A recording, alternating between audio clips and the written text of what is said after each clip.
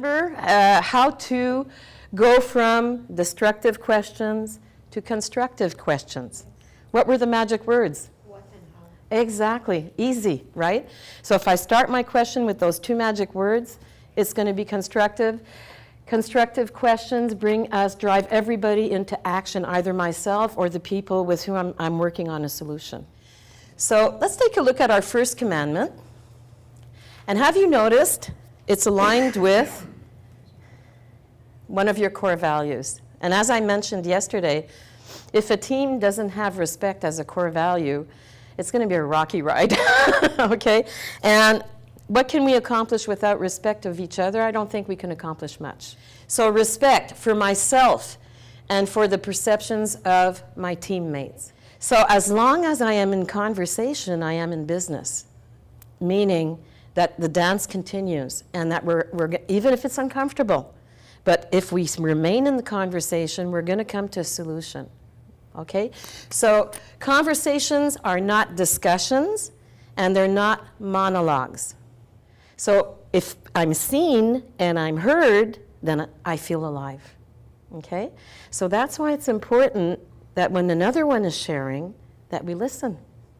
So no relationships means no positive results.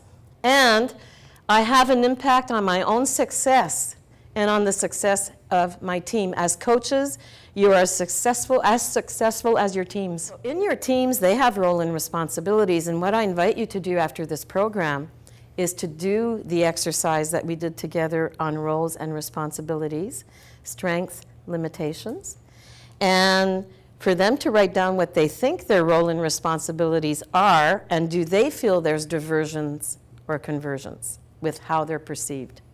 Compassion, there is empathy, right? And there's also compassion. So it doesn't mean that because one of my colleagues or my teammate my players are depressed that I'm going to become depressed. But I can have compassion and understand why they're feeling that way. And hopefully I can help them get out of that. I don't know it all, and as a leader, by accepting that, I want to be surrounded by people. A strong leader likes to be surrounded by people that can challenge. A leader that has everybody saying yes, yes, yes, don't want to make waves because the leader doesn't leave room for that, is not a strong team. We create, human beings, we create with our words. It's the most powerful tool we have. If I give my word to you, guess what? It doesn't belong to me anymore. I gave it to you. So I am supposed to honor that. Okay? So my word is supposed to have value. The day I don't have value with my words, I'm in trouble. It's easy to say, oh yeah, I'm committing to this. Are you going to walk that talk? Because it's all of that, we'll see the proof in the action. Okay? We all know people that say things and they are not their word, they do not walk their talk. If you do not honor your commitments towards your team players, guess what? You're losing credibility and you're losing their... If you've promised something, follow through, even if it hurts. Okay? You have to have a darn good reason not to follow through. Something that I've heard often by coaching a lot of leaders and working with teams, it's that shift. It's to be able to have that shift and say, I'm a coach. Something you hear very little now in the business world is boss, superior. We hear it less and less, okay? So they'll say, my associates, my colleagues.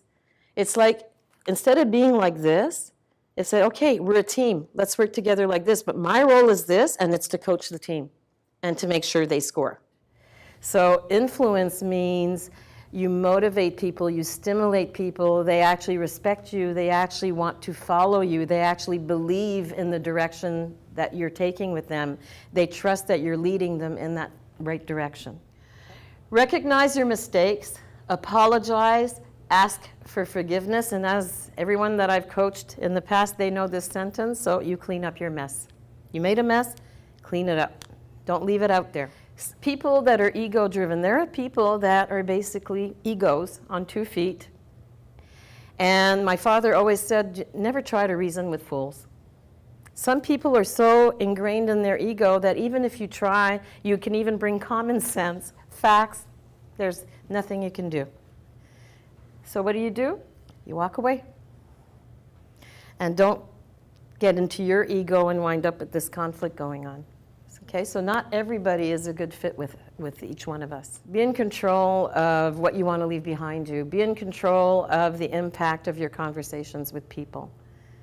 Okay, I like to say to people, what do you want people to say about you when you're no longer here?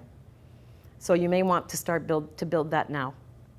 So you can leave this life having made people miserable, or you can leave this life having made a difference. Then you pick which one you want to be. So if I want to get something done and I want the procedures to be followed, or I'm implementing a change, there's a difference between announcing the change and dictating it to people, and this is what we're doing from now on, versus explaining the change, explaining the why, and saying this is how it's going to come down, and showing them the benefits of that change. So I'd like you to give yourselves a hand of applause because you've done great work.